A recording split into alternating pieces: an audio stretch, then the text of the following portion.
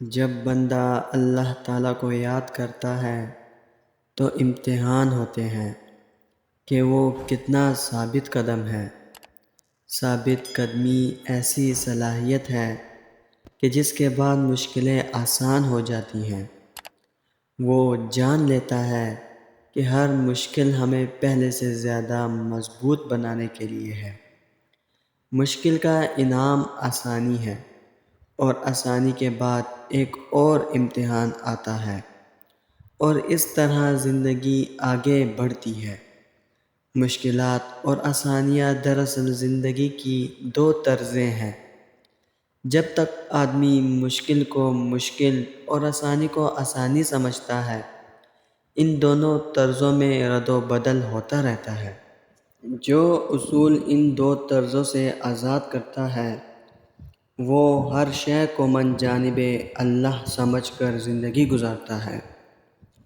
جو لوگ ہر کام کا رخ اللہ کی طرف کر دیتے ہیں تو اللہ تعالیٰ ان کو بصیرت عطا فرماتے ہیں۔ ذہن کا فرمانبرداری سے نافرمانی کی طرف جانا ناشکری ہے۔ جس وقت ذہن نافرمانی کی طرف راغب ہو تو سمجھ جانا چاہیے کہ یہ نافرمانی کا پیٹرن ہے۔ شکر کرنے سے آدمی صبر کرنا سیکھتا ہے، اور صبر ایثار و قربانی کے ساتھ یہ یقین ہے کہ اللہ میرے ساتھ ہے۔ ذکر، شکر اور صبر ایسا عمل ہے جو ذہن کو شکوک و شبہات اور منفی سوچوں سے دور رکھتا ہے۔ اس رب کے حوالے سب معاملات کر دینے کا مطلب پتہ ہے کیا ہوتا ہے؟ اس کا مطلب ہوتا ہے مکمل یقین کے ساتھ صبر کر جانا، اس بات کا اطمینان کر لینا کہ اب جو بھی ہوگا وہی بہترین ہوگا، کیونکہ وہ رب آپ سے بے حد محبت کرتا ہے۔ وہ کچھ بھی ایسا نہیں ہونے دے گا جو آپ کو نقصان پہنچائے، اور اس کی قدرت اتنی وسیع ہے کہ وہ آپ کی سب دعاؤں کو قبول کر لے گا۔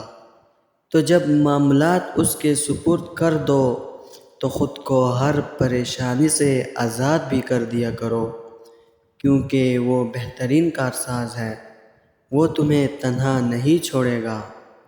میرا یقین ہے کہ خدا سے مانگتے ہوئے ہمیشہ اپنی اوقات بھول کر محض اس کا اختیار ذہن میں رکھتے ہوئے دعا مانگی جائے کہ ہماری سوچ، اوقات، خیال اور ارادہ ایک مخصوص حد تک جا کر رک جاتے ہیں، مگر اس کا اختیار اس کی رحمت کی طرح لامحدود ہے، اور اس کی رحمت خلق سے اس کے پیار کی مانند بے حساب ہے۔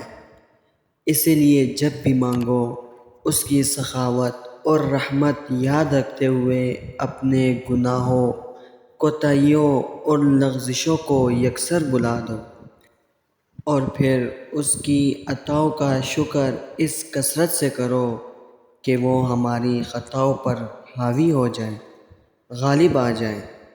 اور کچھ دروازے، کچھ راہیں جب اللہ بند کر دیتا ہے تو ہمیں ایسا لگتا ہے جیسے وہ ہمیں سزا دے رہا ہے، ہماری دعائیں نہیں سن رہا، جو ہمیں چاہیے وہ نہیں سمجھ رہا، جبکہ کچھ راستے ہماری ہی بہتری کے لیے بند کیے جاتے ہیں، کیونکہ آگے جا کر ہمیں ان سے زیادہ تکلیف ملتی ہے۔